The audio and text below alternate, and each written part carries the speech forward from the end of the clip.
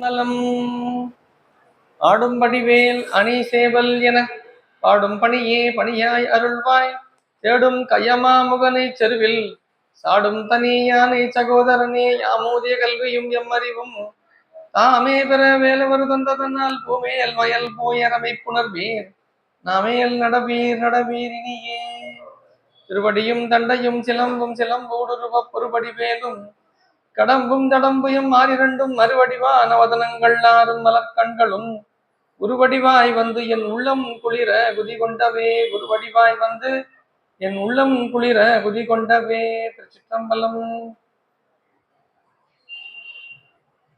என்னாருடைய சிவனே போற்றி, எந்நாட்டவர்க்கும் இறைவா போற்றி, ஏகம்பத்துரை எந்தாய் போற்றி, பாகம் பெண்ணுரு ஆனாய் போற்றி, குவளை கண்ணி கூரன் காண்க அவளும் தான் உடனே காண்க. திவேல் முருகனுக்கு அரகர அரகர. இதை நம்பி ஆரூர் அரு திருவடிகள் போற்றி போற்றி. குருநாதர் பொன்னார் திருவடி போற்றி போற்றி.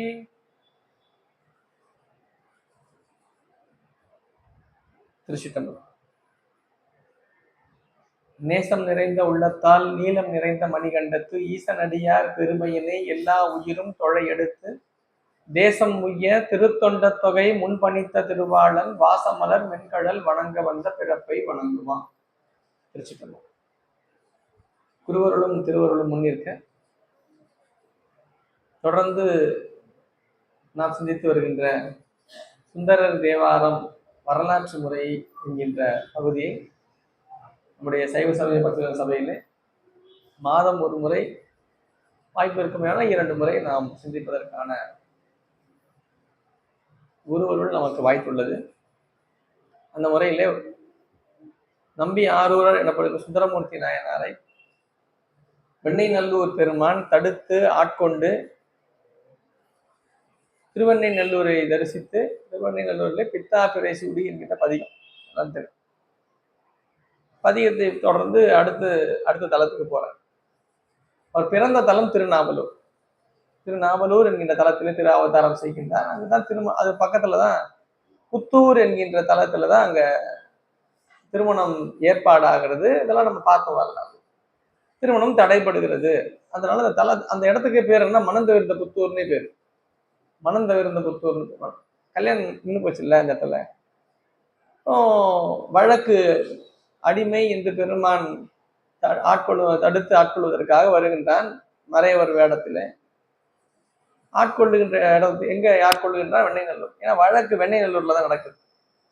நாவலூர்ல நடந்தா சரியா இருக்காது. ஏன்னா அந்த ஊர்ல அவர் ரொம்ப பெரியவர்.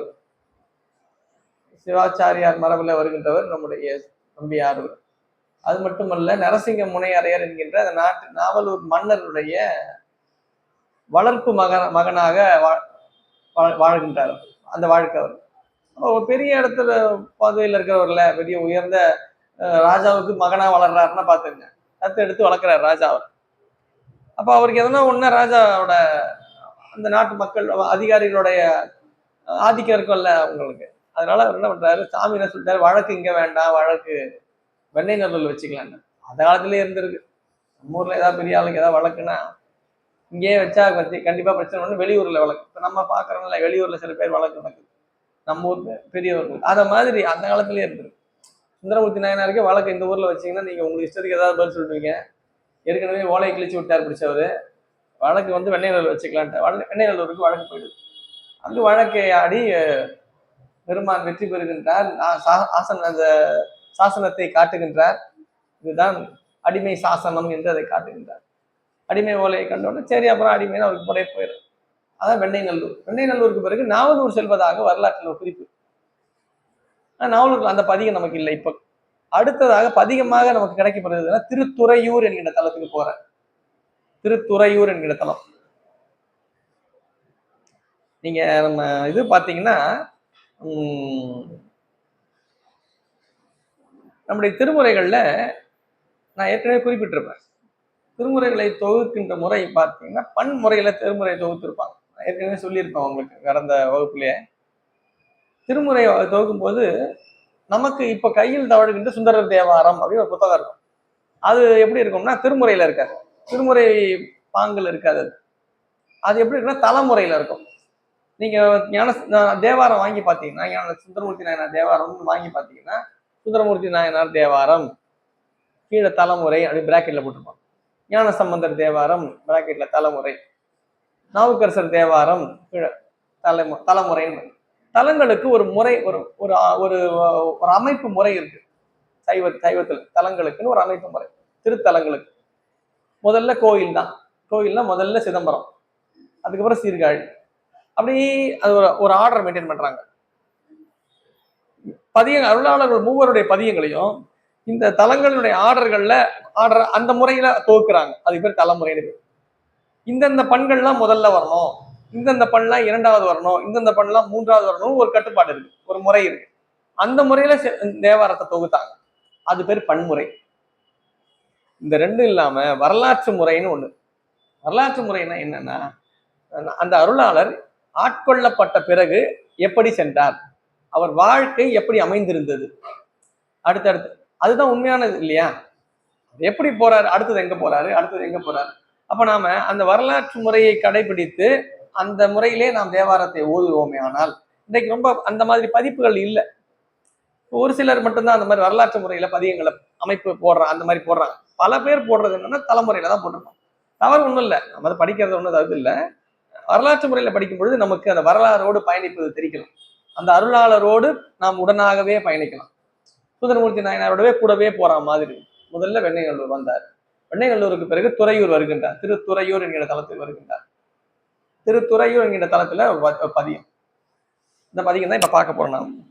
மலையார் அருவி திரள்மா மணி உந்தி குளையார கொணர்ந்து எற்றி ஓர் பெண்ணை வடவால் கலையார் அல்குள் கண்ணியர் ஆடும் துறையூர் தலைவா உனை வேண்டிக் கொள்வேன் தவநெறியே. திருத்துறையூர் என்கின்ற தலம் இது நடுநாட்டு தலத்துல வர்றது. துறையூர் தான். பெண்ணை ஆறு என்கின்ற ஒரு ஆறு இன்னைக்கு தமிழ்நாட்டுல யாருக்கும் தெரியாதே இருக்காது. அந்த ஆறு பேர் இதுக்கு முன்னாடி வேணா தெரியாம இருந்திருக்கலாம், இப்போ தெரிஞ்சிருக்கும். ஒரு வாரத்துல எல்லாருக்குமே தெரிந்த ஒரு ஆறு ஆகிறது. விழுப்புரம் திருவண்ணாமலை மாவட்டங்களை தூக்கி புரட்டி போட்டு இன்னமும் வலுப்பெற்று விளங்குகின்ற ஒரு ஆறுன்னா பெண்ணை ஆறு. அந்த பெண்ணை ஆற்றினுடைய கரையில் தான் இந்த தலம் விளங்குகிறது. பெண்ணை ஆறு ஓடுகிறது. பெண்ணை ஆற்றிலே என்னென்னலாம் இருக்காம்? மணிகளை எல்லாம் அருவிகள்ல இருந்து, மலையில் இருக்கின்ற அருவிகள்ல இருந்து மணிகளை கொணர்ந்து அப்படியே எடுத்துக்கிட்டு வருதான். எது? ஆறு. அது என்ன ஆறு? பெண்ணை ஆறு. அந்த ஆற்று அந்த ஆறு வேகமா போகுது. அந்த ஆற்றிலே பெண்கள் நீராடுகிறார்கள். கலையார் அல்குள் கண்ணியர் ஆடும் துறையூர். இப்பொழுதுமே அடியார்கள், அருளாளர்கள், ஞானசம்பந்தர் அப்பராகட்டும், சுந்தரமூர்த்தி நாயனார், இவங்க 3 பேர் எப்படி தொடருவாங்கன்னா, பதிக்க தொடங்குவாங்கன்னா, அந்த தலத்தினுடைய சிறப்பை பற்றி பேசுவார். அந்த கால சூழலிலே எப்படி அடியார்கள் விளங்கினார்கள், அந்த தலத்தினுடைய மக்கள் எப்படி வாழ்ந்தார்கள், இதெல்லாம் வரலாற்று சான்று. இப்படிலாம் வாழ்ந்திருக்காங்க, அந்த ஊர் இப்படிலாம் இருந்திருக்கு அப்படின்றது எப்படி நமக்கு தெரியும்? தேவாரம் தான் சான்று. தேவாரம் என்பது நமக்கு ஒரு பக்தி நூல் மட்டுமல்ல, வழிபாடு செய்வதற்கான நூல் மட்டுமல்ல, அது ஒரு வரலாற்று சான்று. அந்த திருத்துறையூர் என்கிற தலத்திலே மலைகள் இருக்கின்றன. மலையிலிருந்து அருவி வருகிறது. அந்த அருவி மணிகளை எல்லாம் கொணர்ந்து வருகிறது. அது ஆறாக ஓடுகிறது, பெண்ணை ஆறாக விரிந்து ஓடுகிறது. அந்த ஆற்றிலே பெண்கள் நீராடுகிறார்கள், பெண்கள் குடைந்து நீராடுகிறார்கள். அப்படிப்பட்ட அந்த நீராடுகின்ற அந்த ஆற்றிலே, அதற்கு அருகாமையிலே துறையூர் என்கின்ற திருத்தலம் இருக்கின்றது. அந்த திருத்தலத்திலே பெருமான் விளங்குகின்றான். அந்த பெருமானை நோக்கி விண்ணப்பிக்கின்றார். யாரு? சுந்தரமூர்த்தி. கண்ணியர் ஆடும் துறையூர் தலைவா உனை வேண்டிக் கொள்வேன் தவநெறியே. முதல்ல ஆட்கொள்ளுகிறார் வெண்ணைநல்லூர்ல. ஆட்கொள்ளப்பட்டவுடனே அடுத்தது என்ன கேட்கிறார் சாமி கிட்ட? தவநெறி கேட்கிறார். பெருமானிடத்திலே, பெருமானே, நான் உண்மை மட்டுமே வழிபாடு செய்து கொண்டு வாழ்வதற்கான வாழ்க்கையை தருகின்ற தவ நெறியை எனக்கு தர வேண்டும். ஏன் தவ நெறியை கேட்கணும்? இந்த பதிகம் முழுக்கவே தான் இருக்கும். இந்த பதிகத்தினுடைய நிறைவுல என்ன இருக்கும்? வேண்டிக் கொள்வேன் தவ நெறியே, வேண்டிக் கொள்வேன். பெருமானிடத்திலே நாம் அவனுக்கு ஆட்பட்டு அவனுக்காக பணி செய்து நம்முடைய வாழ்க்கையை நாம் தொடர்ந்து கொண்டிருக்கின்றோம் என்றால், நாம் முதலிலே அவனிடத்தில் கேட்க வேண்டியது எது என்றால் தவம் தான். தவத்தை கேட்க வேண்டும். தவம் என்பது ஒரு நெறி, அது தவ நெறின்னு சொல்றாரு. தவமாகிய நெறி. நெறி என்றால் ஒரு வழியில் செல்வதற்கு பேர் நெறி. தவ நெறி என்றால் ஒரு ஒழுக்க முறை. தவம்னா என்ன? அதை தவிர வேறு எது. வள்ளுவர் தான் சொல்லுவார் தவம்னா. தவம்னா என்னன்னா இந்த ஊரை விட்டு எங்கேயாவது போயிடுறது, எங்கேயாவது ஒரு இடத்துக்கு போயிடுறது, எல்லாம் ரொம்ப அமைதியா ஒரு சூழல், இல்ல சத்தம் கத்தம் போடாம ஒரு அமைதியான ஒரு ரூம்ல போயிட்டு கண்ணை மூடிக்கிட்டு அப்படியே உட்காந்துருது, அதான் தவமா. அப்படி பாத்தீங்கன்னா எத்தனையோ உயிரினங்கள்லாம் கூட அப்படிதான் செஞ்சுட்டு இருக்கு. மனித இனமா இல்லாத எத்தனையோ ஒண்ணு தனியா ஒரு இடத்துல இருந்துட்டு இருக்கு. எத்தனையோ கடல்கள்ல எத்தனையோ உயிரினங்கள் இருக்கு, தனியா தான் இருக்கு. அது பாட்டு தண்ணிக்குள்ள அப்படியே தான் வந்துட்டு இருக்கு. அந்த தண்ணி ஒரு காலகட்டத்துக்கு அப்புறம் தண்ணி உறைஞ்சு போயிடுது, ஐஸ் கட்டி ஆயிடுது, அது அப்படியே தான் இருக்கு. கொஞ்ச காலத்துக்கு அப்புறம் அந்த ஐஸ் கட்டி உருகி போயிடுது, அப்புறம் திருப்பி அங்க ஓடிட்டு இருக்கு. அப்ப அது தவத்துல இருக்குன்னு அர்த்தமா? இல்ல. தவம்னா என்னன்னு முதல்ல நம்ம தெரிஞ்சு, பதியம் முழுக்க அதுதான் நமக்கு செய்தியா இருக்கு. தவம் என்றால் என்ன? நமக்கு நேரடியா தவத்துக்கு பதில் சொல்றது யாருன்னா வள்ளுவர் தான். தவம்னா இப்படி, தவம்னா அப்படி, நமக்கு சுத்தி சுத்தி பதில் சொல்லக்கூடாது, ஒரே டைரக்டா பதில் இருக்கணும். வள்ளுவர் ரொம்ப தெளிவா பதில் சொல்றாரு. தவம்னா என்ன?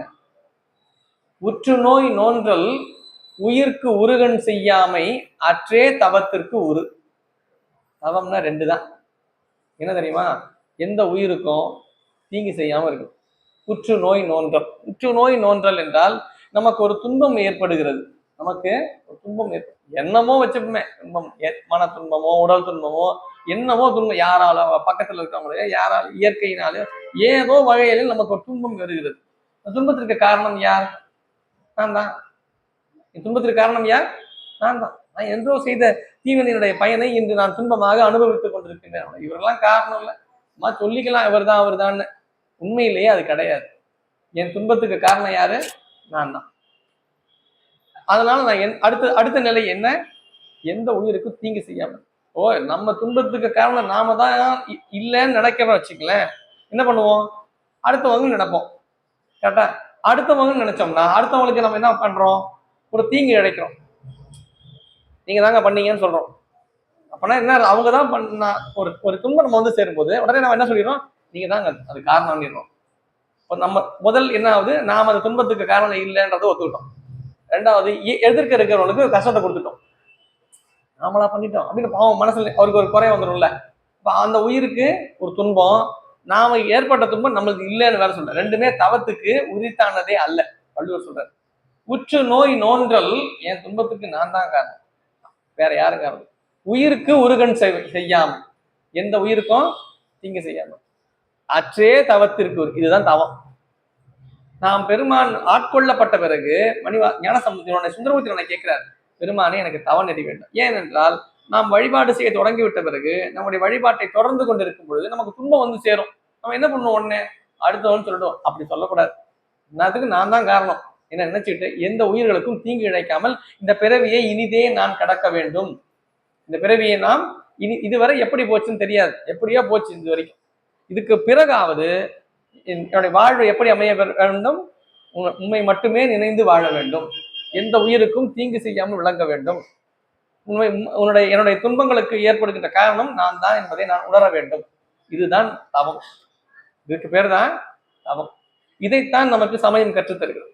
ஆட்கொள்ளப்பட்ட இறைவனை வழிபாடு செய்ய தொடங்கிவிட்டோம், ஆனால் இன்னமும் நாம் சற்றும் மாறவில்லை நம் நிலையில் இருந்து என்றால் என்ன நினைப்பாங்க? அவர் அப்படியே தாங்க இருக்காரு, அதுக்கு முன்னாடியே அப்படித்தான் இருந்தாரு, இப்ப ஏதோ கோயிலுக்கு போறேன்றாரு, சாமி கும்பிட்றேன்றாரு, பதியம் படிக்கிறேன், பாட்டு படிக்கிறேன், அதை படிக்கிறேன், இதை படிக்கிறேன், என்னென்னமோ பண்றாரு, அப்படியே தான் இருக்காரு, ஒன்றும் மாறல. அப்படித்தானே சொல்லுவாங்க. பாக்குற என்ன சொல்லுவாங்க?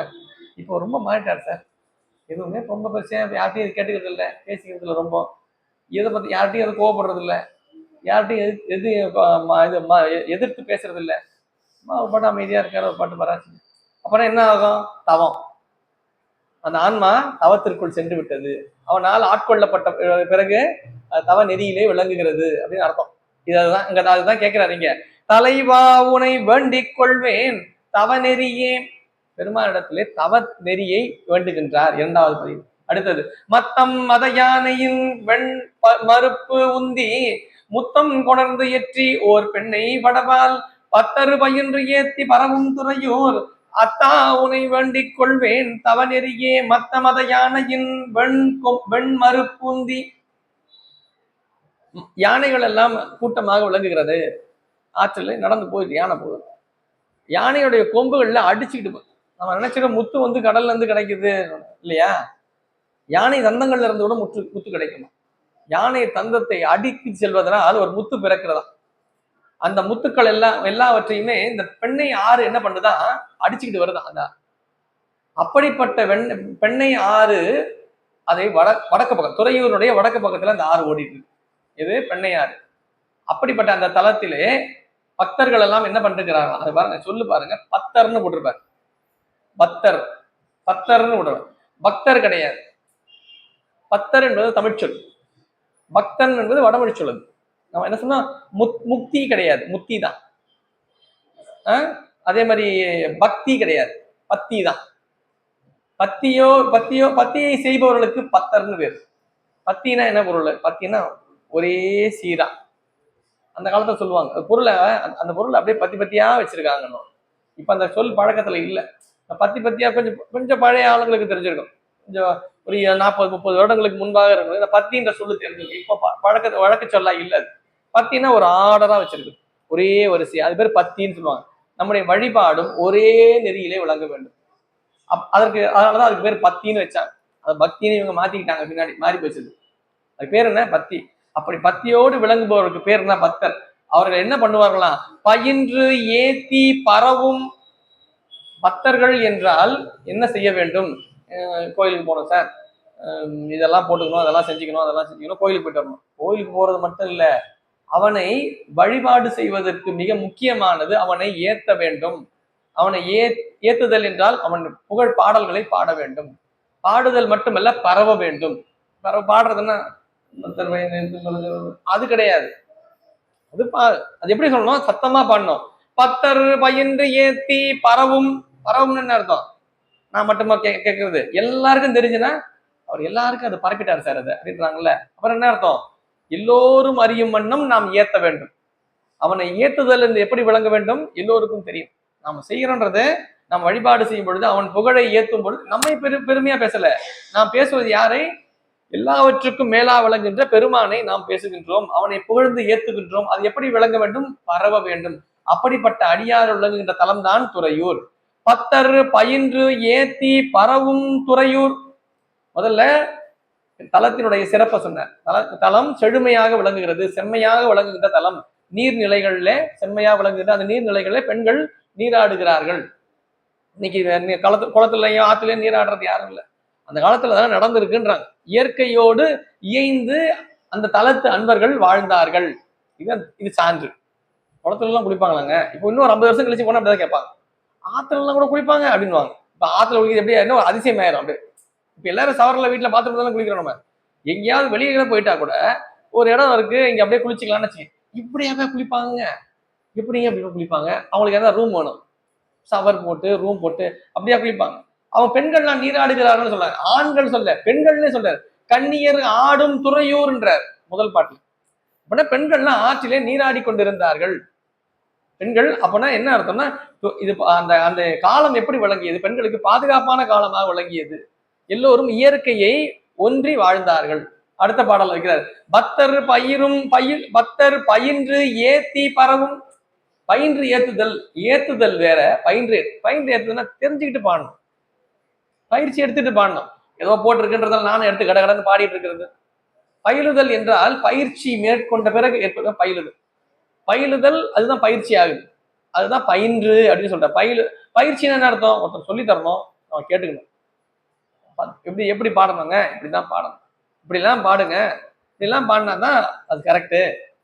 நாமளா என்ன பண்றோம்? நாமளா தான் தோண்டி நாமளா உன்னையே எடுத்துக்கிறது, நாமளா படிக்கிறது, நாமளா படிச்சு அப்புறம் அதுல தப்பு தப்புறம் ஆயிடுறது. யாராவது சொல்லும் போது என்ன தப்பா சொல்லிட்டாங்கன்னு.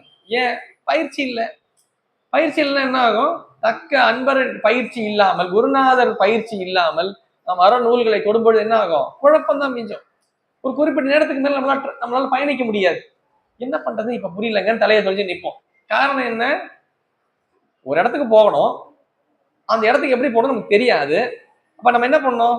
ஏற்கனவே போனோம் யாராவது இருக்காங்களான்னு பார்க்கணும், இல்ல யாராவது போயிட்டு இருக்காங்களான்னு பார்க்கணும். அந்த வழியில அவங்க கூடவே போயிடணும். அவங்க நம்ம பார்க்கலாம், போகும்போது போய் வெயிட் பண்ணிட்டு தான் இருக்கணும்.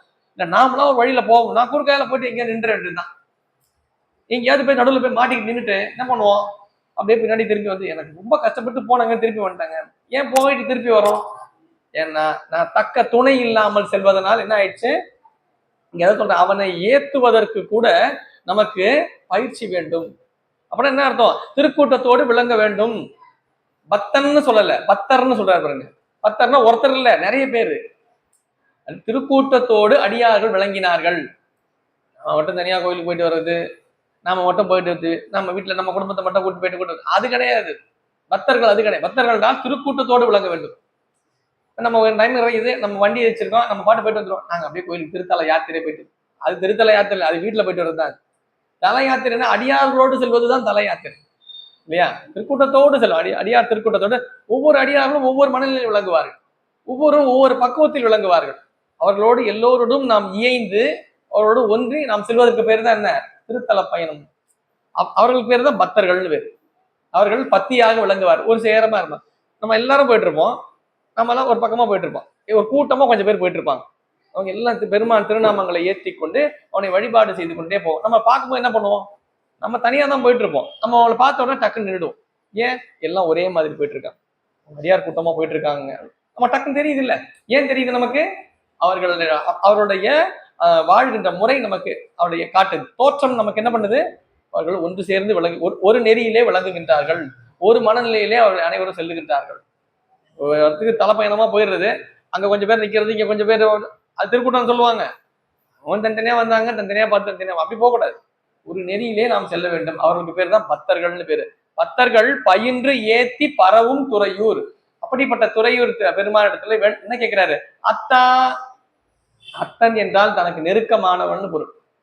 அத்தன்னு சொல்றாங்கல்ல, அத்தன்றது யாரு, நம்முடைய தந்தையாருக்கு முன்பாக தோன்றியவளோ பின்பாக, அவ்வளவுதான் நம்ம அத்தன், அவ்வளவுதான் அத்தன் சொல்லுவோம் இல்லையா நம்ம.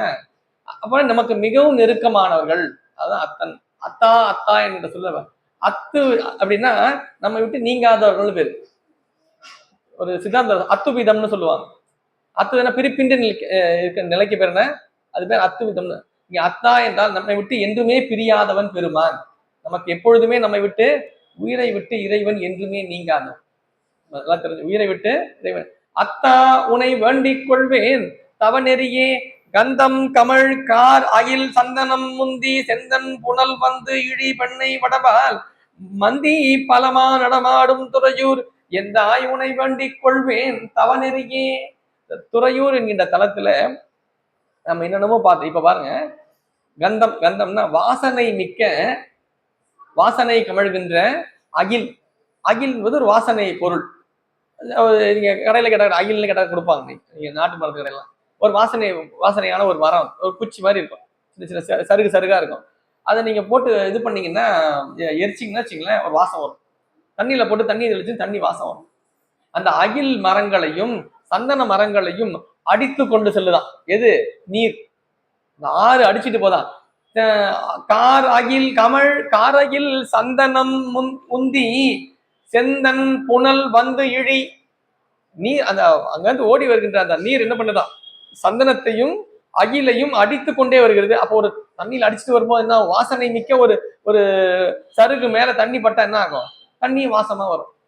அந்த இடமே வாசனை கமழ்ந்து விளங்குகிறது. காரணம் செழிப்பாக, அது அந்த தலம், அந்த என்ன ஆறு அது, செந்தன் புனல் வந்து இழி பெண்ணை வடபால், பெண்ணை என்கின்ற ஆற்றை வடபால் கொண்டிருக்கின்ற அந்த தலத்திலே மந்தி பலமா நடமாடும் துறையூர், அந்த தலத்துல அடியார்கள் விளங்குகின்றார்கள், பெண்கள் விளங்குகின்றார்கள் சொன்னார். அடுத்த பாடல சொல்றார், மந்தி பலமா நடமாடும்.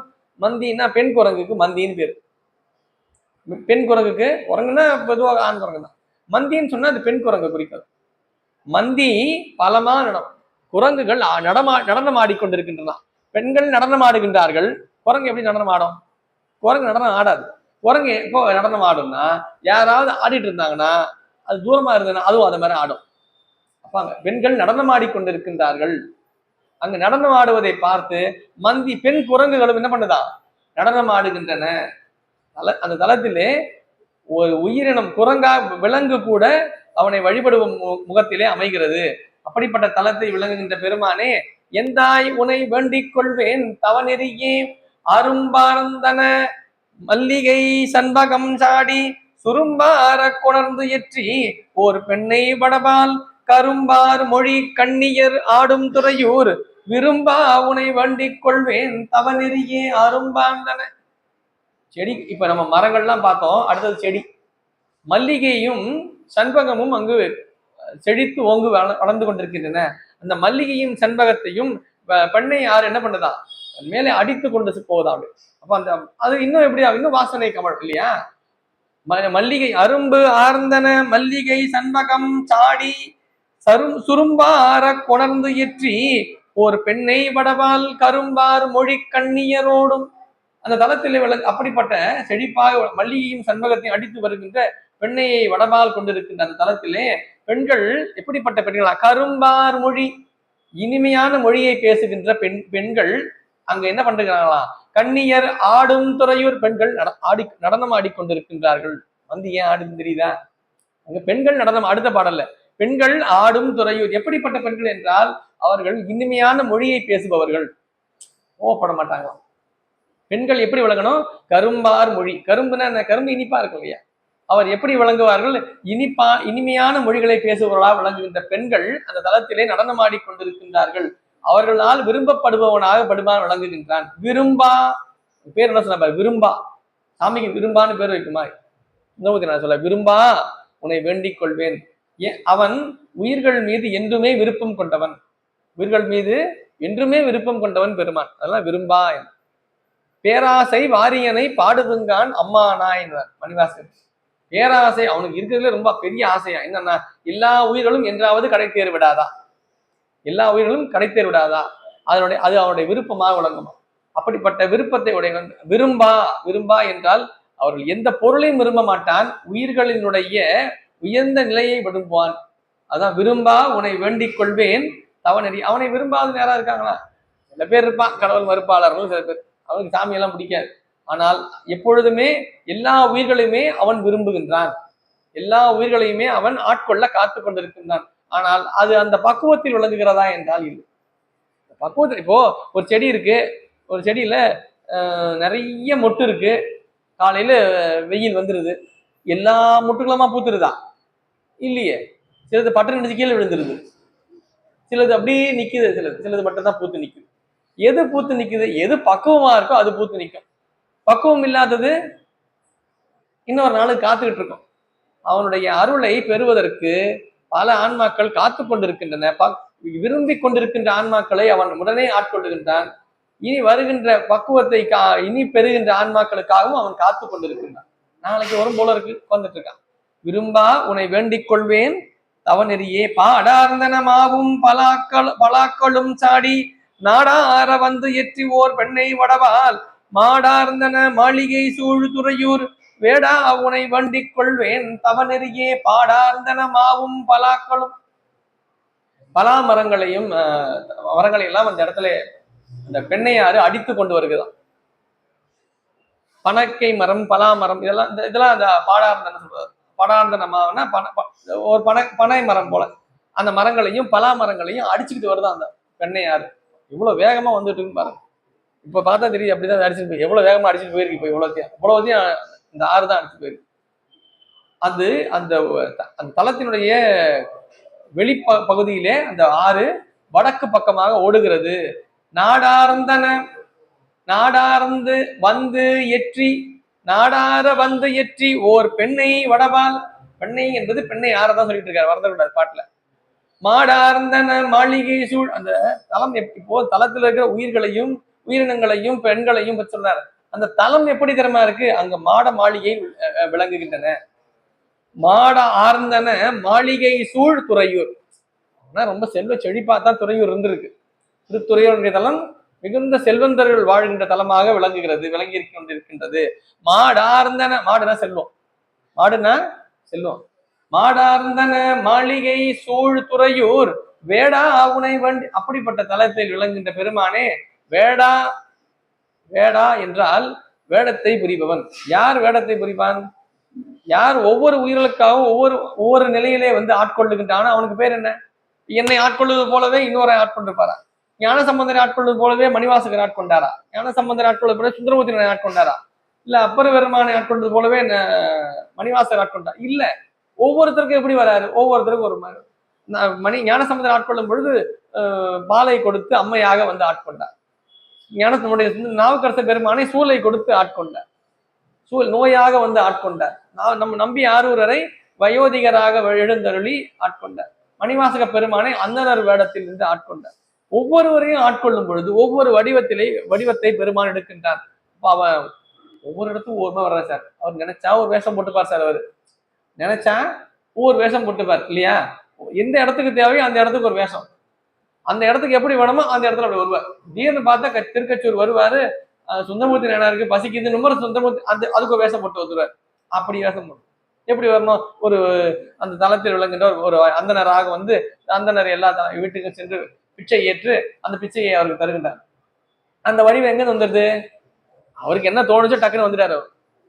அப்போ ஒவ்வொரு வேஷம் ஒவ்வொரு இடத்துக்கு ஒரு வடிவம் எடுக்கிறாருன்னா அவர் பேர் என்ன சொல்றது? வேடதாரி.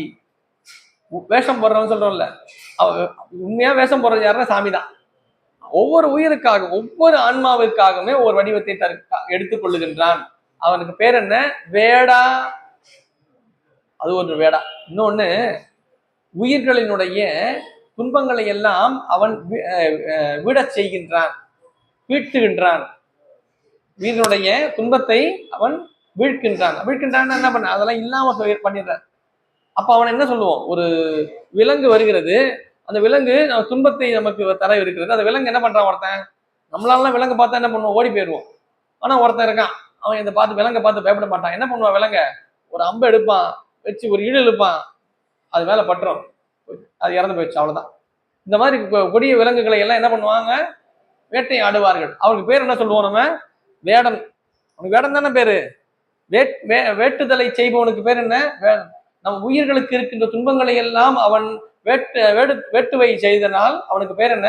வேடன். இது எங்கேயும் பொருள் இல்லை, யோசிச்சு சிந்திச்சு பார்த்தா இந்த பொருளா கொள்ளலாம். அவன் நம் ஆன்மாக்களினுடைய வேட்கையை தீர்க்கின்றான், அதனால் அவனுக்கு வேடன். வேடா உனை வேண்டிக் கொள்வேன் தவநெறியே மட்டார் மலர் கொண்டு அறையும் வன்னியும் சாடி முட்டார கொணர்ந்து ஏற்றி ஓர் பெண்ணை வடபால் கொட்டு ஆட்டு பாட்டு கொட்டு ஆட்டோடு பாட்டு ஒலி ஓவா துறையூர் சிட்டா உனை வேண்டிக் கொள்வேன் தவநெறியே. அடுத்தது மலர்களை எல்லாம் கொண்டு வருகின்றன. என்னென்ன மலர்கள்லாம் இருக்கு? வன்னி மரங்கள் அங்கு விளங்குகின்றன. அந்த வன்னி மரங்கள் மொட்டாக விளங்குறது, அதையும் அடிச்சுக்கிட்டே வருதான். மலர் கொன்றை மலர் வன்னி, கொன்றையும் வன்னியும் சாடி மொட்டார கொணர்ந்து அனைத்தையுமே அடிச்சுக்கிட்டு வருதான். கொன்றை மலர்களையும் வன்னியும் அடித்து கொண்டு வருகின்றன. எது? பெண்ணை என்கின்ற அந்த ஆறு வடக்கு பக்கமாக வழங்குகின்ற, துறையூருக்கு வடக்காக வழங்குகின்ற அந்த பெண்ணை ஆறு. அந்த தளத்திலே அடியார்கள் என்ன பண்றாங்களா? கொட்டு ஆட்டோடு பாட்டு ஒலி ஓவா. அவர்கள் கொட்டு ஆட்டம்னா அது ஒரு வகையான ஆட்டம். கொட்டுன்னா அந்த கொட்டுவார்கள் சொல்லலாம். அது ஒரு வகையான இசைக்கருவி. அது அந்த இசைக்கருவியை கொண்டு அதை வாசித்துக் கொண்டு, அதை வாசிப்பது மட்டுமல்ல, அவர்கள் பாடலையும் பாடி நான் ஆடிக்கொண்டும் விளங்குகின்றார்கள். தளத்து விளங்குகின்ற பெருமாள் இப்பெல்லாம் இருக்காங்க இல்லையா, பாடலை பாடிக்கிட்டே ஒரு இசைக்கருவியை இசைத்து கொண்டே ஆடிக்கொண்டு பாடிக்கொண்டு விளங்குகின்றார்கள் இல்லையா. அப்படி அடியார்கள் அந்த தளத்திலே அவனை வழிபாடு செய்வதாக விளங்குகின்றார்கள். கொட்டு ஆட்டு பாட்டு ஓடு ஒலி ஓவா, அந்த ஒலி தான் அந்த தளம் முழுக்க கேட்டுக்கொண்டிருக்கு. யாரும் டிவி பார்க்கல, சீரியல்லாம் பார்த்துக்கல அந்த காலத்துல. எல்லாரும் ஏதோ வேலையெல்லாம் பார்க்கல. அதுதான் என் சுந்தரமூர்த்தி ஏதோ பதியம் பாடுறான்னு பார்க்க கூடாது. அந்த தளத்தினுடைய அந்த கால சூழலிலே அந்த மக்கள் எப்படி வாழ்ந்து கொண்டிருந்தார்கள் என்பதை நமக்கு நேரடியா பதிவு செய்யறாரு. அப்படி நமக்கு ஒரு இடத்துக்கு போய் பார்த்துட்டு வந்தா தானே அந்த இடத்துல என்ன நடக்குதுன்னு நமக்கு தெரியும். சுந்தரமூர்த்தி பயணம் செய்கின்றார், அந்த தளத்தை பார்க்கின்றார், அந்த அவருக்கு என்னென்னலாம் கண்ணில் தென்படுதோ அதெல்லாம் பாடலா சொல்றார்.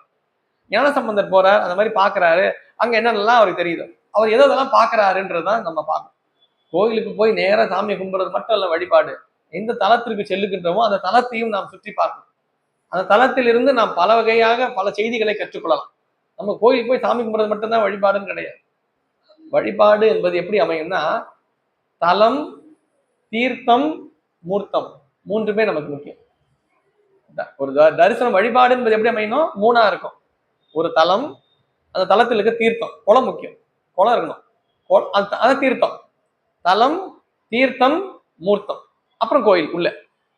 இப்ப தலம் ஒரு நம்ம கோயிலுக்கு போறோம், ஒரு இடத்துக்கு போறோம்னா அந்த தலத்தை பாக்குறோம்னா அங்க போய் நேரா இறங்கி நம்ம பாட்டு இஷ்டத்துக்கு எதையாவது பேசிக்கிட்டே எதையாவது கதை சொல்லிக்கிட்டே ஏதாவது ஊர் கதையெல்லாம் பேசிக்கிட்டே போயிட்டு அப்புறம் அங்க கோயில்ல குளத்துல இருக்கும்போது எதையா குளத்துல இறங்குறோம், அங்கேயும் எதையோ பேசிக்கிட்டே போயிட்டு கோயிலுக்குள்ள போறோம், கோயிலுக்குள்ள எதையோ பேசிக்கிட்டே போயிட்டு அப்படிலாம் இருக்கக்கூடாது.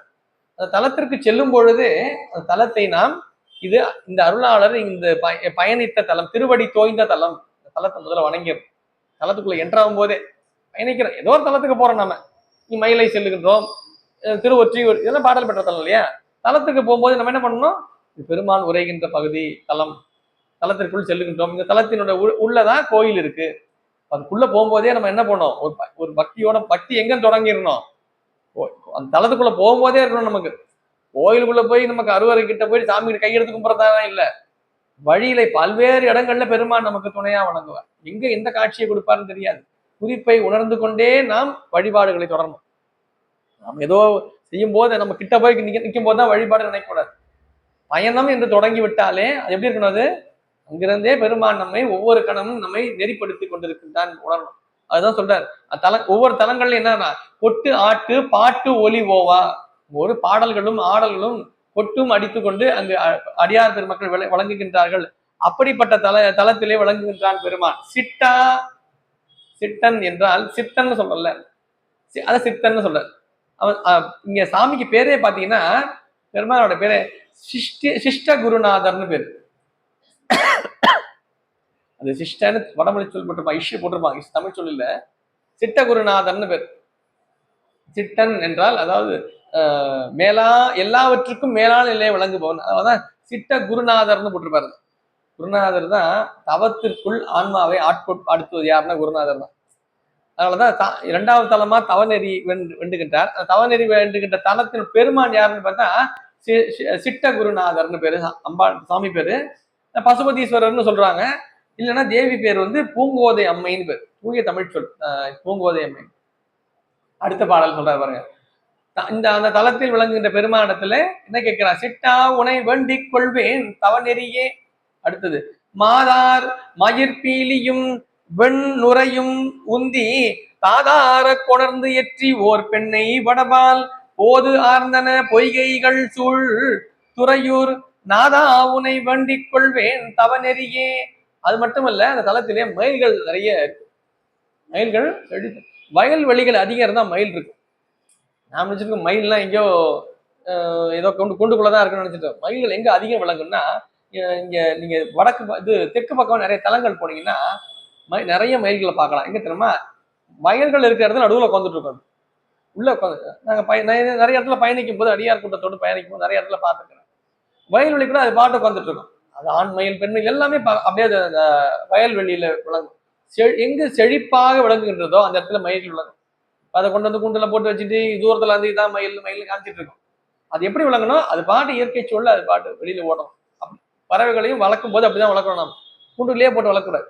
பல இடங்கள்ல பறந்து செல்வது போல இங்க நிறைய மயில்கள் இருக்கான்.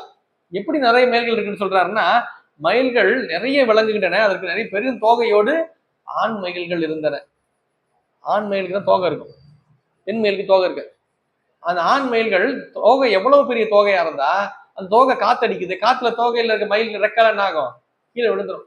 இங்க சொல்றது பாருங்க, மாதார் மயிர் பீலியும் வெண்ணுரையும் உந்தி தாதார கொணர்ந்து ஏற்றி. அந்த மயில்கள் அங்க அங்க ஓடிக்கொண்டே இருக்கின்றன. அது தண்ணி வந்து அடிக்குதான், அருவியில இருக்க தண்ணி வேகமா வந்து ஆத்து தண்ணி அடிக்குது அது மேல. அப்ப என்ன ஆகுது, அதோட இறகுகள் என்ன ஆகும், செதறும் இல்லையா, இறகுகள் செதறுகின்றன. செதறுகின்ற அந்த இறகுகள் நடுவுல அந்த வெண் நுரைகள் வேகமா அடிச்சுக்கிட்டே போனா என்ன ஆகும், நுரையா தானே வரும் தண்ணி. தண்ணி ஒரே இடத்துல நின்று அது அப்படியே ஒரு மாதிரி வீணா போயிடும். அது ஓடிக்கிட்டே இருந்துன்னு வச்சுங்களேன், அது தூய்மையா இருக்கும். ஓடுற ஆறு நல்லா இருக்கும். அது இருக்கிறதுலே ரொம்ப தூய நீர் எதுன்னா ஓடுற ஆறு தான். ஓடிக்கிட்டே இருக்கும், அது அழுக்கே இருக்காது. ஒரு நுரையை தள்ளிக்கிட்டே போகும், அதுல நுரை வரும். அதுல நுரைகளை தள்ளிக்கொண்டே, மயில் பீலிகளை தள்ளிக்கொண்டே அந்த பெண்ணை ஆறு ஓடுதான். அது எடுத்துட்டு போதான் அந்த பெண்ணை ஆறு. எப்படி போதான், வெண்ணுரை உந்தி தாதார கொணர்ந்து ஏற்றி ஓர் பெண்ணை வடபால். அந்த பெண்ணை ஆறு வடக்கு பக்கமா வழங்குகின்ற பெண்ணை ஆற்றில போது ஆர்ந்தன பொய்கைகள் சூழ். அங்கு பொய்கைகள் விளங்கின. பொய்கைகள்னா அது சின்ன சின்னதா தண்ணி இருக்கும், கொஞ்சம் ஆறு போயிட்டு இருக்கு. ஆறு போயிட்டே இருக்க இடத்துல ஒரு இடத்துல கொஞ்சம் பள்ளமா இருக்கும், அந்த இடத்துல வந்து தண்ணி தேங்கி நிற்கும். போயிட்டு அது பாட்டு தேங்கி மட்டும் ஒரு இடத்துல நின்று இருக்கும், அதுக்கு பேர் பொய்கைன்னு பேர்.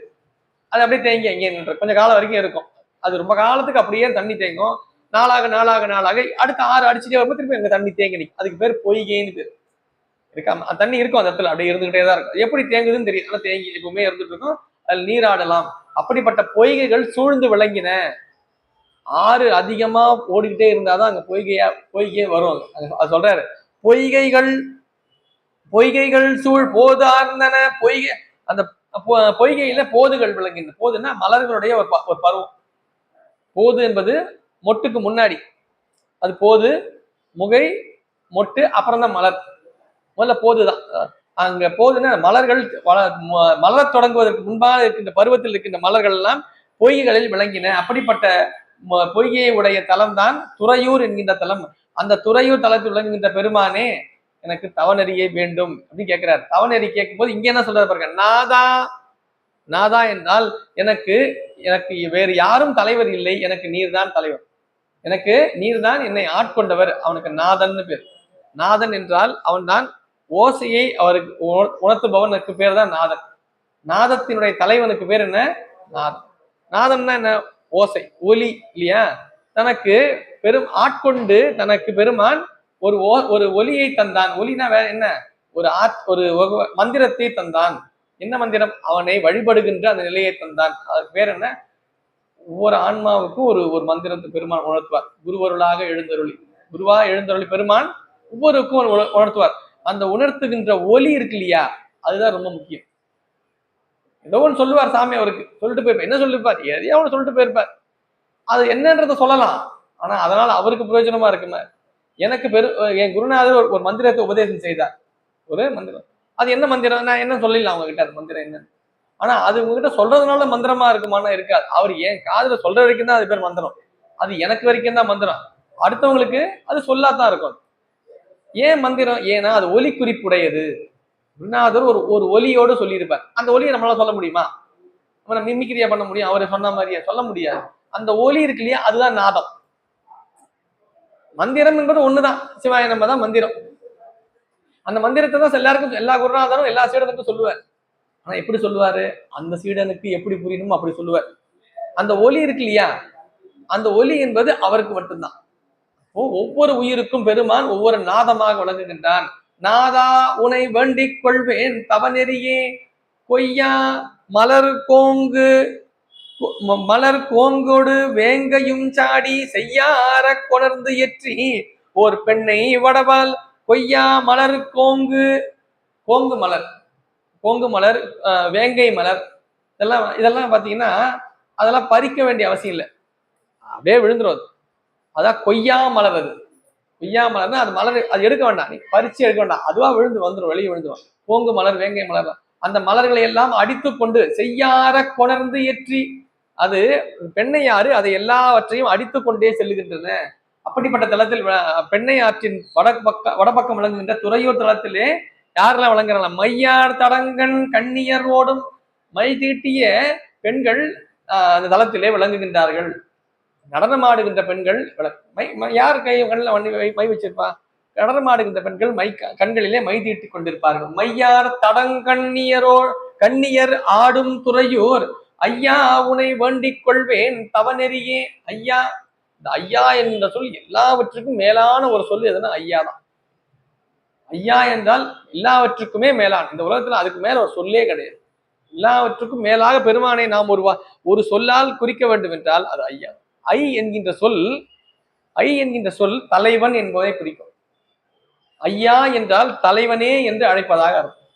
ஐன்னு பொருள் தலைவன் பொருள். இப்ப ஒரு காலத்துல என்ன ஆயிடுச்சு, ரொம்ப ஒரு 50, 60, 70 வருடங்களுக்கு முன்பாக இருக்கின்ற அந்த அன்பர்களுக்கு தெரிஞ்சிருக்கும், அந்த காலத்தை ஒட்டி வந்தவங்களுக்கு தெரிஞ்சிருக்கும். அதாவது ஐயே சொல்ற இல்லையா, ஐன்ற எழுத்து வேண்டான்னு விட்டாங்க. ஐன்ற எழுத்து தேவையில்லை. ஏங்க ஐன்ற எழுத்து? ஐன்ற எழுத்து தேவையில்லாத எழுத்து. ஆ போட்டு ஈ போட்டாலே போதும், ஐ தானே. ஆ போட்டு ஈ போட்டாலே ஐ தானே. அப்புறம் எது தனியா ஐன்னு ஒரு எழுத்து வேற தனியா உங்களுக்கு? அது தேவையில்லை அப்படின்னு பார்த்த கட்டதானே தோணுது. ஒரு காலத்துல இப்படி விட்டாங்க. அது ஒரு இயக்கம், அதுக்குன்னு இது பண்ணி எதுக்கு இப்படி நிறைய எழுத்துக்கள்லாம் தேவையில்லாம தமிழ்ல ஐன்ற எழுத்தே தேவையில்லை, ஆ போட்டு ஈ போட்டாலே வந்துருது, ஐயன்னு எழுத்து தேவையான்னு சொல்லிட்டு ஐயை எடுத்துடலாம் எழுத்துல இருந்தே. இந்த 12 ஒண்ணு போயிட்டு இருக்கோம் சரியா. ஒரு காலத்துல பெரும் போராட்டம்லாம், அதுக்கு பெரிய தமிழ் அறிஞர்கள் எல்லாம் ஒன்று கூடி ஒரு அதற்கான சான்றுகளை எல்லாம் காட்டி இதை எப்படி எடுக்கக்கூடாது, நீங்கள் நினைப்பது போல ஐ என்பது ஒரு ஒலி குறிப்பு அல்ல, ஐ என்பது ஒரு ஒலி குறிப்பு அல்ல, ஐ என்பது ஓர் எழுத்து ஒரு சொல். தமிழ்ல நிறைய சொற்கள் உண்டு, ஓர் எழுத்து தான், ஆனா அது ஒரு சொல்லா விளங்கும். அப்படி பார்க்க முடியுமா நம்ம? என்ன அந்த தீன்னு சொல்றோம்ல, தீ, தீன்றது தா தா தீ தீ தகரத்தினுடைய ஈனுடைய நெடிலாக விளங்குவதாக எழுத்து தான். தீன்றது ஒரு எழுத்து தான், அது எழுத்து மட்டும் இல்ல, அது ஒரு சொல்லு, ஒரு எழுத்து தான் ஆனா ஒரு சொல். அது தீன்றது நெருப்பை குறிக்கும் இல்லையா. நீ அப்படின்னு சொல்றோம், நீன்றது ஒரு எழுத்து, நான் நீ நீ நீன்றது எழுத்து தான், எழுத்து மட்டும் இல்ல, நீன்றது ஒரு சொல்லு, நீன்றது இன்னொருவரை குறிப்பதாக அமைவது. தை, தை என்பது ஒரு எழுத்து, தை என்பது எழுத்தா, தை என்பது ஒரு மாதத்தினுடைய பெயர், தமிழ் மாதத்தினுடைய பெயர். இதெல்லாம் ஓர் எழுத்து ஒரு மொழின்னு சொல்லுவாங்க. ஒரு எழுத்து தான் ஒரு மொழி, ஒரு வார்த்தையாவே இருக்கும், அது ஒரு சொல்லாகவே அது பயன்படும், அது தமிழுக்கு மட்டுமே இருக்கின்ற மிகப்பெரும் சிறப்பு. அப்படி ஐ என்பது ஒரு எழுத்து மட்டுமல்ல, ஐ என்பது ஒரு சொல், ஐ என்பது தலைவனை குறிக்கின்ற சொல், தலைவனை ஐ என்ற சொல்லால் குறிப்பார்கள், தலைவனை குறிக்கின்ற சொல்லுக்கு பேர் தான் ஐ என்று. இப்போ அதை நம்ம எடுக்க முடியாது, நீங்க நினைக்கிற மாதிரி. ஐ என்றாலே ஐ என்பதற்கு இன்னொரு சொல்லு சொல்றாங்க, இந்த தொண்டையில சளி பிடிக்கும், சளி பிடிக்கணும், சளி பிடிச்சிருச்சுன்னா நம்மளால இரும்பவும் முடியாது, எதையும் முழுகவும் முடியாது, தொண்டையிலேயே ரொம்ப மாட்டிக்கிட்டே இருக்குங்க தொண்டையில, சளிதான். அதுக்கு அது இறப்பு நேரத்துல வந்து நிக்குமா, இறக்குற நேரத்துல தொண்டையில அந்த சளி வந்து அடைச்சிருமா. ஐயினால் மிடரு அடைப்புண்டு, அப்பர் பெருமான் தேவர். ஐயன் அதுக்கு அந்த நேரத்துல சாமி தான் துணையா வரணும். ஐயினால் மிடரு, தொண்டை அடைச்சிக்குமா சளினால. அப்ப ஐயின்ற சொல்லுக்கு சளின்னு ஒரு பேர். அப்போ ஜலதோஷம் பிடிக்கும் இல்லையா, அது அது ஐயின்ற சொல்லாத குறிக்கிறாங்க. இப்போ ஐயின்றது எழுத்து இல்ல, நம்ம எடுத்துடுறதுக்கு ஐயின்றது ஒரு சொல்லு. தலைவன், தலைவனை, தலைவனை என்ன அர்த்தம், அவன் தான் எல்லாவற்றுக்கும் மேலான. ஐ என்கின்ற சொல் தலைவனை குறிக்கின்ற சொல். அப்ப ஐயா என்றால் தலைவனே என்று அழைப்பதாக அமையும். ஐயா, மணிவாசன் சொல்றாருல்ல, வியா விமலா விடைப்பாகா வேதங்கள் ஐயா என ஓங்கி வேதங்களால் காண முடியாதவனாக விளங்கினான் பெருமான். வேதங்கள் அவனை காணுவதற்காக அது முற்பட்டன, அவன் எப்படி விளங்குகின்றான் என்பதை காண்பதற்கு வேதங்கள் தன்னுடைய பணியை தன்னுடைய முயற்சியை செய்தது. அவன் எப்படி விளங்குகிறான், அவன் ஓங்கி விளங்கினான். அவன் ஓங்கிதான் விளங்குகின்றானோ, இல்லை இல்லை, அவன் ஆழ்ந்து விளங்கினான். அவன் ஆழ்ந்தான் விளங்குகின்றான், இல்ல அவன் அகன்று விளங்குகின்றான். அவன் அப்ப அகன்று விளங்குகின்றானோ, இல்ல இல்ல, அவன் நுண்ணியனா விளங்குறான். அப்ப வேதங்களுக்கு தெரியவே இல்லை, அவன் ஆழ்ந்து அகன்று ஓங்கி நுண்ணியனா விளங்குகின்றான். இப்ப தெரியுதா, வேதங்களுக்கு தெரியல. வேதங்களால் காண முடியாதவனாக விளங்கினான் பெருமான். வேதங்கள் என்ன சொல்லிச்சான், அவனை பார்த்து ஐயான்னு சொல்லிச்சான். என்னப்பா இது, நான் என்னன்னு நினைக்கிறது, ஆர் அறிவார் எங்கள் அண்ணலின் அகலமும் நீளமும் வரும் திருமூலர். அந்த அகலத்தையும் நீளத்தையும் யாருக்கு யாரு வேறு அறியாமை விளம்புகின்றேன் திருமந்திரத்தில். அது போல அவன் அகலமும் நீளமும் நமக்கு தெரியுமா, வேதங்களாலே காண முடியாதவன். வேதங்கள் என்ன சொல்லிச்சான், என்னால காண முடியல அவங்கள ஐயான்னுச்சான். ஐயானா விழி, கூப்பிடுறது, ஐயான்னு கூப்பிடுறது. அப்ப அவங்க போயிட்டு ஐயான்னு அப்படின்னு என்ன அர்த்தம், அவரை கூப்பிடுறாருன்னு அர்த்தம். நீங்க சொல்ற ஐயா உனை வண்டிக் கொள்வேன் தவநெறியே விண்ணார்ந்தன மேகங்கள் நின்று பொழிய மன்னார கொணர்ந்து எற்றி ஓர் பெண்ணை வடவால் பன்னார் மொழி பாவையரோடும் துறையூர் அண்ணா உனை வண்டிக் கொள்வேன் தவநெறியே விண்ணார்ந்தன மேகங்கள் நின்று பொழிய. மேகங்கள், விண்ணிலே மேகங்கள் தவழ்ந்து கொண்டிருக்கின்றன.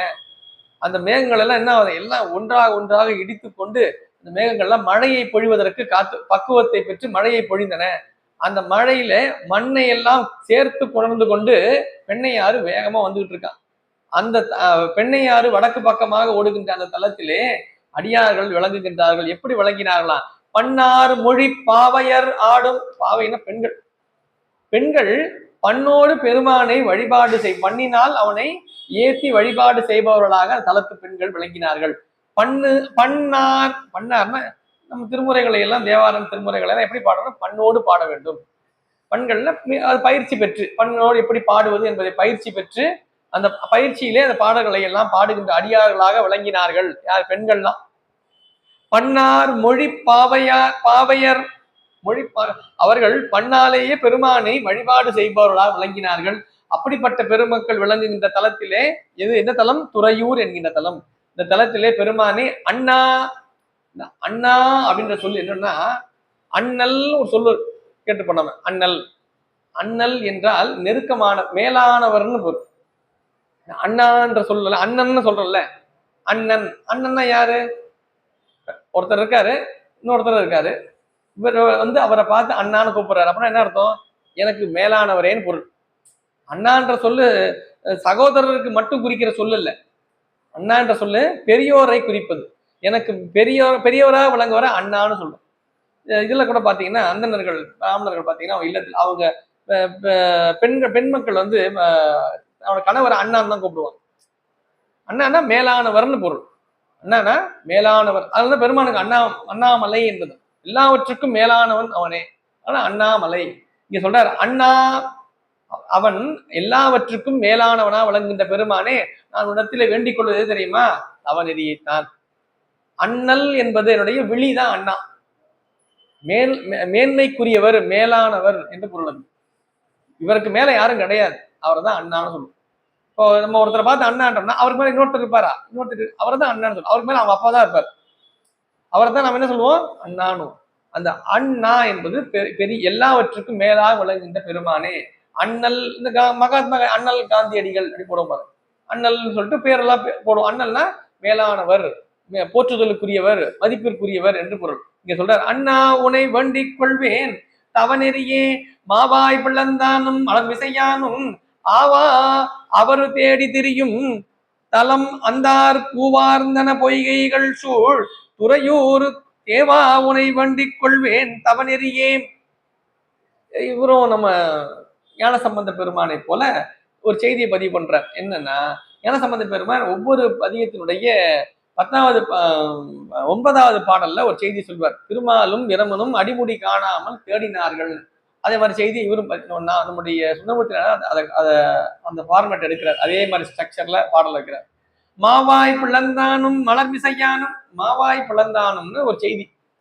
இது பாத்தீங்கன்னா ஒரு அரக்கன் ஒருவன் இருந்தான். அவன் குதிரை முகம் கொண்டிருந்தான். குதிரை முகம் கொண்டிருந்த ஒரு அரக்கன். அவனை வதம் செய்தார் திருமால். மகாவிஷ்ணு அவதாரம் கொண்டெடுத்து அவனுடைய குதிரையினுடைய வாயை பிளந்து அவனை சம்ஹாரம் செய்தார். இந்த செய்தி பாத்தீங்கன்னா நம்முடைய இதுல நான் படிச்சுட்டு இருக்கும்போது இந்த செய்தி பார்த்தேன்.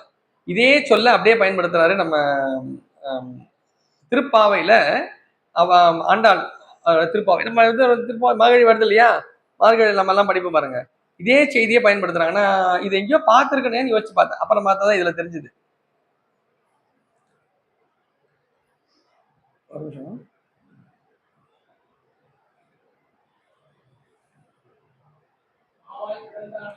மாவாய் பிளந்தானே. கீழ்வானம் வெள்ளென்று எருமை சிறுவீடு மேய்வான் பறந்தன காண்மிக்குள்ள பிள்ளைகளும் போவான் போகின்றாரை போகாமல் காத்துன் உன்னை பூவான் வந்து நின்றோம் கோதுகலம் உடைய பாவாய் எழுந்திராய் பாடி பறை கொண்டு மாவாய் பிளந்தானை மல்லரை மாட்டிய தேவாதி தேவனை சென்று நாம் சேவித்தால் ஆவா என்று ஆராய்ந்து ஆரேலோர் எம்பாவாய். திருப்பாவையில சொல்லி வருது அப்படியே. மாவாய் பிளந்தானை மல்லரை மாட்டிய தேவாதி தேவனை. மாவாய் பிளந்தானை திருமாலை சொல்றாரு. அதே சொல்ல நம்ம இந்துமூர்த்தி தேவாரத்துல பார்க்க முடியாது. அப்பர் தேவாரத்துல மாவாய் பிளந்தானேன்னு திருமாலை குறிப்பிடுறாரு பெருமா. யாரு? அப்பர் பெருமா. அதே மாதிரி சொல்லி இங்க மாவாய் பிளந்தானும் திருமாலும் மலர்மிசையானும் மலரின் மேல் அமர்ந்திருக்கின்ற பிரமனும் மலர்மிசையானும் ஆவா அவரு தேடி திரிந்து அலமந்தார். அவர்கள் தேடி பார்த்து காண முடியாதவனா ஆவா என்று. அடாடா இதுக்கப்புறம் பார்க்க முடியாது போல இருக்கு. ஆன்னு ஆச்சரியக்குறி. இந்த ஆவான்னு போட்டிருக்க புத்தகத்துல இல்லையா? இந்த ஆவான்னு என்ன அர்த்தம்? ரெண்டு ஆச்சரியம். அப்படின்னு ஆச்சரியமா என்று அவர் தேடி திரிந்து அலமந்தார். தேடி பார்த்தாங்க. இவர் பாட்டு தேடி ஒரு பக்கம் போயிட்டார், அவர் தேடி ஒரு பக்கம் போயிட்டார். 2 பேருக்கும் தெரியல. அப்படிப்பட்ட பெருமான் பூவார்ந்தன பொய்கைகள் சூழ்ந்த துறையூர்.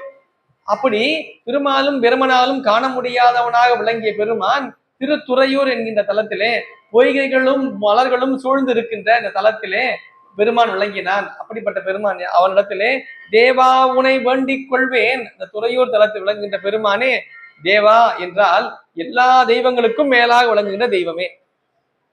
அவன் அவன் உயிர்களுக்கு மட்டும் தலைவன் அல்ல, எல்லா தெய்வங்களுக்கும் தலைவன். ஏனென்றால் திருமாலும் பிரமனுக்கும் மேலாக விளங்கிய பெருமான், அதனால தேவா என்று சொல்ல குறிப்பிடுறார். மற்ற எங்கேயும் சொல்ல பாருங்க, இங்கதான் சொல்றாரு. ஏன் இங்க தேவான்னு சொன்னா, ஏன்னா மற்ற பொருள்கள் எல்லாம் தெய்வங்கள் அல்ல, அவன் ஒருவனே தெய்வன். பெருமான் ஒருவனே சிவம், ஒன்றே முழுமுதற் பொருள், மற்றும் எல்லாவரும் அவருக்கு கீழ்ப்படிந்தவர்கள். அதாவது தேவா உனை வேண்டிக் கொள்வேன் தவநெறியே.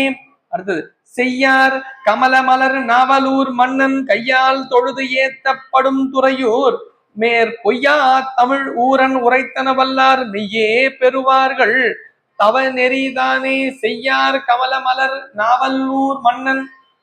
யாரு? நாவலூர் மன்னன் தன்னை சொல்றார். மன்னருடைய மகன் தானே இவரு, நரசிங்கமுனியுடைய மகன் தானே. இப்ப நாவலூருடைய பொறுப்புல இவரு இருக்கார். அப்படி சொல்ற. அப்படி அந்த தலத்தில் நாவலூர் என்கின்ற தலத்தில் மன்னராக விளங்கக்கூடிய நரசிங்க முனையுடைய மகனாக விளங்கிய தான் கையால் அது எப்படிப்பட்ட தலமா அது? நாவலூர் என்ற தலம். செய்யார் கமல மலர் நாவலூர் மன்னன், அங்க தாமரைகள் எல்லாம் பூத்து குலுங்குகின்ற தலமாக விளங்கியது திரு நாவலூர். அந்த தலத்திலே விளங்குகின்ற மன்னராக விளங்குகின்ற தன்னை சொல்றார். கையால் தொழுது ஏத்தப்படும் துறையூர், நாவலூர் மன்னராக விளங்குகின்ற நரசிங்க முனையரால் தொழுது ஏத்தப்படுகின்ற தலம் எது? திரு துறையூர் என்கிற தலம். நாவலூருக்கு பக்கத்துல வருது இதெல்லாம். அதனால துறையூர் தலத்தை யாரு? நரசிங்க முனையர் வந்து வழிபாடு செய்கின்றார். தன்னுடைய தகப்பனார் இல்லையா, வளர்ப்பு தந்தை இல்லையா, அதை குறிப்பிடுறார். நாவலூர் மன்னன் கையால் தொழுது ஏத்தப்படும் துறையூர் மேற் பொய்யா தமிழ் ஊரன் உரைத்தன. அந்த தலத்தை பற்றி தமிழ் ஊரன் என்றால் அவர் பேர் ஊரன். சுந்தரமூர்த்தி நாயனார்னு பின்னாடிதான் நமக்கு அப்புறமா தான் பேரு. அவர் பேர் என்ன இது வரைக்கும்? நம்பி ஆரூரர். அவர் பேர் நம்பி ஆரூரன். அவர் பேர் ஆரூரன் ஏன் பேருன்னா தாத்தா பேர் அதே பேர் அவருக்கு வைக்கிறாங்க, ஆரூரன் பேரு. உங்க ஊருக்காரர் ஒருத்தர் அடிமைன்னு சொல்றாருல முதல்ல, அந்த ஊரன்றது இந்த ஊரு தான், ஊரன். ஆரூரன் அது அப்படியே பதிவு பண்றாரு. பொய்யா தமிழ் ஊரன். அவர் பாடிய பாடலுக்கு பேர் வைக்கிறார். என்ன பேரா அது? பொய்யா தமிழ். தமிழ் என்றுமே பொய்க்காது. பொய்த்தல் என்றால் என்ன? எது அதன் பணியை செய்ய வேண்டுமோ அந்த பணியை அது செய்யவில்லை என்றால் அது பொய்த்து விட்டதுன்னு பொருள். மழை பொய்த்து விட்டது சொல்றோம் அப்படின்னா என்ன அர்த்தம்? மழை பெய்யலன்னு அர்த்தம். மழை பொய் சொல்லிடுச்சுன்னு அர்த்தம் கிடையாது. பொய்த்தல் என்ற சொல்லுக்கு பொருள் என்ன? பொய்த்தல் என்றால் அது அதனுடைய பணியை செய்யவில்லை என்றால் பொய்த்தல் என்று பொருள். தமிழால் நாம் அவனை பாடுவோமே ஆனால் அது நமக்கு எதை தர வேண்டுமோ அதை கட்டாயம் தரும். அது பொய்யாது, அது பொய்த்தல் என்கிற நிலைக்கு உட்படாது. எது? தமிழ். பொய்யா தமிழ் ஊரன் உரைத்தன வல்லார். ஊரனாகிய தான் உரைத்த இந்த 10ஐயும் யார் ஒருவர் எப்படி பாட வேண்டுமோ, எப்படி அதை ஓதி உணர்ந்து அதை அவன் பெருமான் திருமுன்பாக ஏத்த வேண்டுமோ அந்த நிலையிலே அதை நாம் செய்வோமே ஆனால் மெய்யே பெறுவார்கள் தவநெறிதானே. அவர்கள் உண்மையாகவே கட்டாயமாக எந்த ஒரு மாறுபாடு இல்லாத எந்த கருத்து மாறுபாடும் இல்லாது அவர்கள் கட்டாயம் தவநெறியை பெறுவார்கள் அப்படின்னு அறுதிடுறார். மெய்யே பெறுவார்கள் அப்படின்னு என்ன அர்த்தம்? அப்படி ஒரு அவசியம் கிடையாது இல்ல. தன் பெருமாடத்திலே அவர் தவநெறியை வேண்டுகின்றார். 10 பாடல்கள்ல 11வது பாடல் என்ன சொல்றாரு? தவநெறியை இந்த பாடலை 10 பாடலை யார் ஒருவர் ஓதுகின்றார்களோ, எப்படி பாடு வல்லார்னு போட்டிருப்பார். வல்லார்னா எப்படி பாடணுமோ அப்படி கடற்கடன்னு பாடிடுறது, இல்லை எனக்கு பண்ணோட பாட தெரியும், பாட்டா பாட தெரியும் அதுல பாடிடுறது, அப்படிலாம் இல்லை. அதை உணர்ந்து ஓத வேண்டும். பாடல்களை நாம் இந்த பாடல்களை பெருமான் எப்படி உரைத்திருக்கு நாவுக்கு நம்முடைய நம்பி ஆரூரர் இந்த பாடலை பாடும் பொழுது எந்த நிலையில் விளங்கியிருப்பார், அந்த அனுபவத்தில் ஒரு சதவீதமாவது நமக்கு அதை உணர வேண்டும் என்கிற நிலையிலே அதை ஓத வேண்டும்.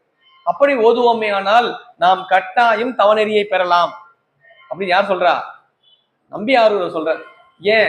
10 பாடல்ல அவருக்கு கிடைச்சிருச்சு. அவருக்கு தவநெறியை பெருமானிடத்திலே வேண்டி நின்ற சுந்தரமூர்த்தி நாயனாருக்கு 10 பாடல்களே தவநெறி கிட்டிய காரணத்தினால் அவர் தவநெறியை பெற்றுவிட்டதனால் 11வது பாடலிலே இந்த பதியத்தை தான் அருளி செய்தேன் என்று அதை பதிவு செய்து இதை யார் ஒருவர் ஓதுகின்றார்களோ அவர்களும் தவநெறியை பெறுவார்கள் என்று உறுதி சொல்றார். அவர் பாட்டு பாடிட்டே போயிட்டு முடிச்சு போயிடலாம். தவநெறி உங்களுக்கு கிடைக்கும்னு என்ன அர்த்தம்? கட்டாயம் நீங்க பெறுவீர்கள், நான் பெற்று விட்டேன்னு பொருள். நான் கேட்டுக்கிட்டு இருந்தேன், எனக்கு கிடைச்சிருச்சு. ஏன் இப்படி எல்லாம் அவனை ஏத்தி கொண்டு பாடிக்கொண்டும் அவனை விளங்கியதனால் எனக்கு கிடைத்தது, உங்களுக்கும் கிடைக்கும். நீங்களும் அந்த நிலையில் நின்று பாடினால் நீங்களும் கட்டாயம் பெறுவீர்கள். பொய்யா தமிழூரன் உரைத்தன வல்லார் மெய்யே பெறுவார்கள் தவநெறிதானே என்று தவநெறியே அவர்கள் பெறுவார்கள். யார் ஒருவர் அவனை உணர்ந்து ஓதுகின்றார்களோ. பெருமானை நாம் வழிபடுவது என்பது அவனை ஓதுவது மட்டுமல்ல, ஓதி உணர்தல். அவனை ஓதுவது அவனை உணர்வதற்காக. என்ன உணர்தல்? தவம் தான் நமக்கு அது அந்த உணர்தல் என்பதை எது கற்றுத்தரும்? நமக்கு தவம் தான் கற்றுத்தரும். அதனாலதான் இந்த பதிகத்தில் தவத்தை கேட்கிறார். இரண்டாவது பதிகமே, முதல் பதிகம் ஆட்கொண்டது, பெருமான் தன்னை ஆட்கொண்டான் என்று. இதுக்கப்புறம் நம்ம விட்டு போக முடியுமா? என்னை விட்டா போக போறீங்க? என்ன நிறைவு என்ன சொல்றாரு? அத்தா உனக்கு ஆளாய் இனி அல்லேன், இனிமே இல்லைன்னு சொல்ல முடியுமா? ஆட்கொண்டா இல்லையா? தடுத்து பெருமான் எப்படி வலிந்து ஆட்கொண்டான், என்னை வலிந்து ஆட்கொண்டாயே பெருமானே, இனி உன்னை விட்டு நான் எங்கு செல்ல இருக்கின்றேன், இனி அல்லேன் எனலாமே, நீ இல்லைன்னு சொல்ல முடியுமா? அப்ப பெருமானுடைய கட்டுப்பாட்டுக்குள் இந்த உயிர் ஆன்மா வந்து விட்டது. வந்து விட்ட பிறகு எப்படி இருக்கணும்? அவனிடத்தில் விளங்கும் பொழுது, அவனுடைய கட்டுப்பாட்டில் விளங்கும் பொழுது அந்த ஒழுக்கத்தோடு விளங்க வேண்டும். அதுக்கு தேவை தவம். தவம் தான். நாம எங்கேயோ எப்ப வேணா எப்படி வேணா போய் இருந்துட்டு இருக்கலாம். ஆனா பள்ளிக்கூடம் போகும்போது இப்படிதான் இருக்கணும். இந்த சீரோட தான் அணியணும், இவ்வளவு நேரம் இங்க உட்காரணும், இவ்வளவு நேரம் இதை செய்யணும், இவ்வளவு நேரம் அப்புறம் சாப்பிட்றதுக்கு ஒரு நேரம், தண்ணி குடிக்கிறதுக்கு ஒரு நேரம், எழுதுறதுக்கு ஒரு நேரம், அப்புறம் எல்லாத்தையும் எடுத்து வைக்கிறதுக்கு ஒரு நேரம், வீட்டுக்கு வரத்துக்கு ஒரு நேரம், எல்லாத்துக்கும் ஒரு நேரம் வச்சிடறாங்கல்ல. ஏன்னா ஒரு முறையை கற்றுத் தருகின்ற இடம். அப்ப அங்க எப்படி இருக்கு? ஒரு நேரம். ஒரு குறிப்பிட்ட இடத்துக்கு கோவிலுக்கு போகணும். அந்த கோவிலுக்கு போகும்போது நம்ம எப்படி போகணும்? இந்த உடையை அணிந்து கொண்டுதான் செல்ல வேண்டும். இப்படி உடையாது சும்மா நீங்க இஷ்டத்துக்கு எதையாவது இஷ்டப்பட்ட ட்ரெஸ் எல்லாம் போட்டு போக முடியாதுங்க. கோயிலுக்கு வேட்டி அணிந்து செல்ல வேண்டும். இப்படி இந்த அப்ப ஒரு இடத்துக்கு போகும்போது நம்ம என்ன ஆயிடுறோம்? நம்மை நாம் மாற்றிக் கொள்ளுகின்றோம். அந்த இடத்திற்கு தகுந்தது போல நம்மை நாம் மாற்றி அமைத்துக் கொள்வதில் பழகி கொள்ளுகின்றோம். எப்படி இருக்கணும்? இப்படிதான் இருக்கணும். நான் வீட்டுல நான் எப்படியா இருந்துட்டு இருப்பேன், அப்படியே இருக்கக்கூடாது. அந்த இடத்துக்கு போகும்போது அதை கேட்கும் பொழுது, அதை கற்றுக்கொள்ளும் பொழுது எந்த நிலையில் விளங்க வேண்டும் என்பதை நமக்கு எது கற்றுத்தரோம்? கூடி நிற்கின்ற எல்லோரும் கூடி நிற்கும் பொழுது, ஒரு முறையை பயிலும் பொழுது அங்க என்ன தேவை? ஒரு பழகும் ஒரு முறை தேவைப்படுது நமக்கு இல்லையா? ஒரு கட்டுப்பாடு தேவைப்படுது இல்லையா? வழிபாடு தொடங்கும் பொழுது நமக்கு வேண்டியது, முதல்ல வேண்டியது தெரியுமா? கட்டுப்பாடு தான். அதுதான் தவம்னு சொல்ற. தவம்னா ஏன் தவம் கேட்கிறாருன்னு பார்க்கணும். இரண்டாவது பதிகத்திலே தவநெறியை வேண்டுகின்றார். தவநெறி என்றால் காவி உடுத்தி கொண்டு அவர் ஏதோ துறவியா போறதுக்காக கேட்கிறாருன்னு நினைச்சுக்க கூடாது. தவம்னா என்ன நம்ம முதல்ல பார்த்தோம். தவம்னா என்ன? உற்று நோய் நோன்றல் உயிர்க்கு உருகன் செய்யாமை அற்றே தவத்திற்கு உரு. அந்த தவத்தை தான் நம்பி ஆரூரர் பெருமானிடத்திலே வேண்டுகின்றார். நாம் வழிபாடை தொடரும் பொழுது எப்பொழுதும் பெருமானிடத்தில் வேண்டும் எதை? தவத்தை வேண்ட வேண்டும். தவம் தான் நம்மை அவனிடத்திலே முழுமையாக ஆட்படுத்தி நெறியிலே நம்மை நிற்கச் செய்து நிறைவாக துன்பங்களை நீக்கி மேலான இன்பமாகிய முக்தி வீட்டை நமக்கு தரும் என்று சொல்லி இந்த அளவிலே இன்றைய இரண்டாவது பதிகம் திருத்துறையூர் என்கின்ற தலத்தின் பதிகத்தினுடைய சிந்தனையை இன்றைய தினம் நிறைவு செய்து, மேலும் அடுத்த உள்ள பதிகத்தை தொடர்ந்து அடுத்த மாதம் வாய்ப்பு இருக்கின்ற பட்சத்தில் அடுத்த மாதத்தில் தொடர்ந்து நாம் சிந்திப்போம் என்று சொல்லி இந்த அளவிலே இந்த என்னுடைய உரையை நிறைவு செய்கின்றேன். இந்த நல்ல வாய்ப்பை எளியனுக்கு நல்கி எளியனை இந்த சுந்தர தேவாரம் வரலாற்று முறை சிந்திக்கின்ற இந்த வாய்ப்பை நல்கிய நம்முடைய சைவ சமய பக்தஜன சபை அன்பர் பெருமக்களுக்கும் நிர்வாக உறுப்பினர்களுக்கும் மற்றும் மருத்துவர் ஐயா டாக்டர் ஐயா அவர்கள், அண்ணாமலை ஐயா அவர்களும் அவருடைய தந்தையார் அவர்களுக்கும் அம்மா அவங்களும் கூடவே அவங்களுக்கு உடனாக இருந்து கொண்டு தொடக்கத்துல இருந்து எல்லாம் எடுத்து கூடவே இருந்து செய்யறாங்க. அவர்களுக்கும் கூடியிருக்கின்ற அடியார் பெருமக்களாம் அனைவரின் பொன்னார் திருவடிகளுக்கும் சிற்றடியன் மனநிலை மொழியால் நன்றியும் வணக்கத்தையும் தெரிவித்துக் கொண்டு இதோடு எளிய உரையை நிறைவு செய்கின்றேன். நன்றி, வணக்கம். திருச்சிற்றம்பலம். காவாய் கனகத்திரளே போற்றி, கைலை மலையானே போற்றி போற்றி. திருச்சிற்றம்பலம். அருகுருநாதர் பொன்னார் திருவடி போற்றி போற்றி.